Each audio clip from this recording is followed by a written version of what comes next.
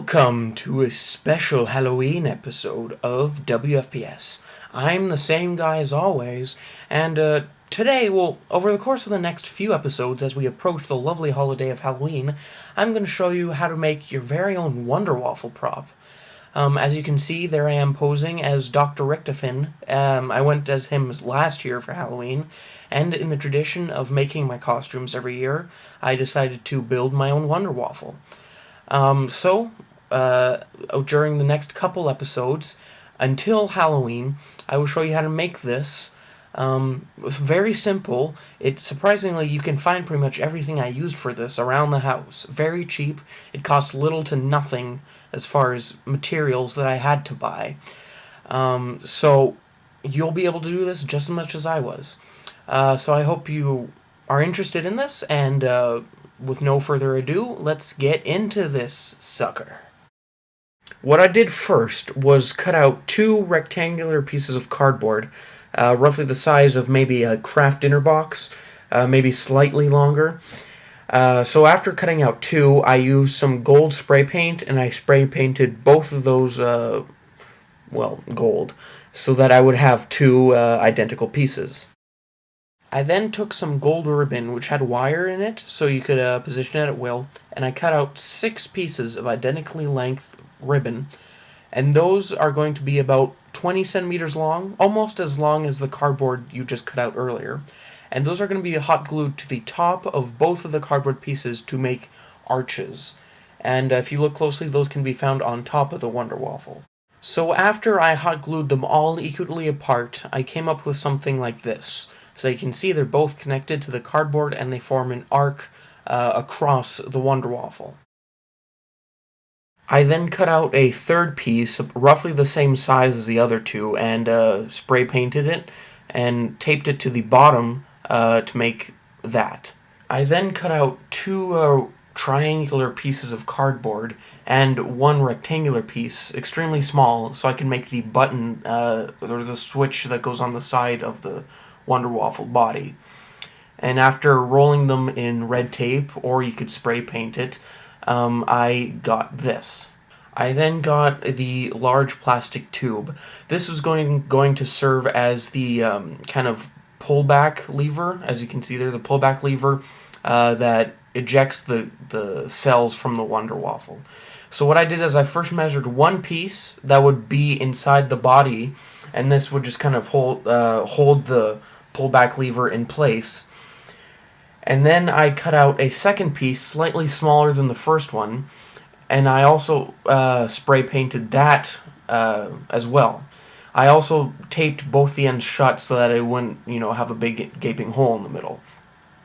What I then did to support the dowel in place was just tape a little wall of cardboard to the inside. It's just for stability, but I found it pretty useful. So while I let those dry, I just added some supports to the inside of the body to make it solid. And then, as you can see there, that's what I got. I'm going to tape that there so that it can pull back. I then took some brown tape and wrapped it around the smaller one, which would be the handle. This is to simulate the wood that the Wunderwaffle has on that piece. You could do it out of real wood, like you could use the entire dowel to be real wood. I just found it more convenient for myself, as you can see there. I just found it more convenient for myself to use plastic since it was easier to cut and manipulate. But you're welcome to use wood if you can. So as you can see right now, it works pretty well. It can pull back and it doesn't move out of place or fall out. Now we're moving on to a second, outer piece that goes on the sides of the Wunderwaffle. These are slightly longer than the first pieces, but as you approach the end, they kind of dip inwards and then come back out to form like a U shape, as you can see there. So I made 2 of those, and I also made a second bottom to go over that. So that's going to keep the pullback lever in place to prevent it from, dipping down. So as you can see there, it stays horizontal. And I then hot glued the button to the side. I was originally going to make it where you can flip the switch up and down, but that didn't work too well for me, so I didn't decide to do that. I then cut out another piece of ribbon the same size as the other ones, and hot glued it to the kind of dip at the front, just to get something like that. I then started making the two boxes that are found underneath the Wunderwaffle. You could easily use, craft dinner boxes. Those were roughly the size that I made them. So craft dinner boxes are actually a pretty good substitute. If you don't want to actually make the boxes by hand, they'll actually look nicer too. But what I did is I just cut out pieces of cardboard to make two boxes. One that would be horizontal and one that would be vertical.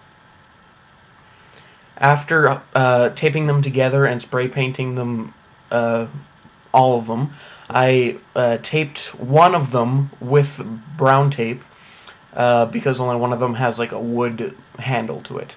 After hot gluing both of them to the bottom like that, I took a gold pipe cleaner and just kind of poked a hole with a pencil or a pair of scissors and put it in there.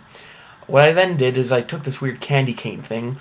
You just really need some sort of wood, thing like that, some small wood plank. And then I took some brown foam, and we're making the butt of the Wunderwaffle. So I'm not sure if you can see there, but I already traced the design of the back. So now I'm just cutting it out. It's pretty, you can probably reference it yourself to know what the actual shape of it is. So what I did is I then hot glued both of them to the back of the Wunderwaffle. And a little tip to know where exactly to tape them is to hot glue them is where the butt kind of starts going downwards. That's where the rod should end. As you can see, as you saw there before, I was just hot gluing the trigger in. It was just a piece of cardboard that I had cut and spray painted. And now what I'm doing is I'm using another plastic dowel, and I put it over top of the wooden plank. And this is going to be the blue, thing inside of the Wunderwaffle. And before there, you saw me taping it because it had a blue color. I'm sure you could spray paint it blue, but I didn't have any blue spray paint, so I just used blue tape. So now what I'm doing is I'm making a back of the Wunderwaffle, just to prevent, that's going to support the butt later, well, right now. So I am doing is I cut a slit enough to slit big enough to fit the wood rod inside, and now I'm putting the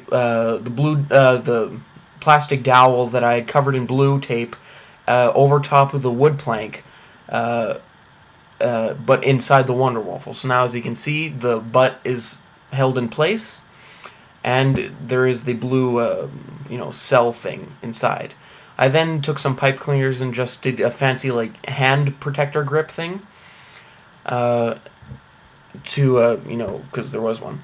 So that's it for today's episode. Come back next time when we will discuss more about.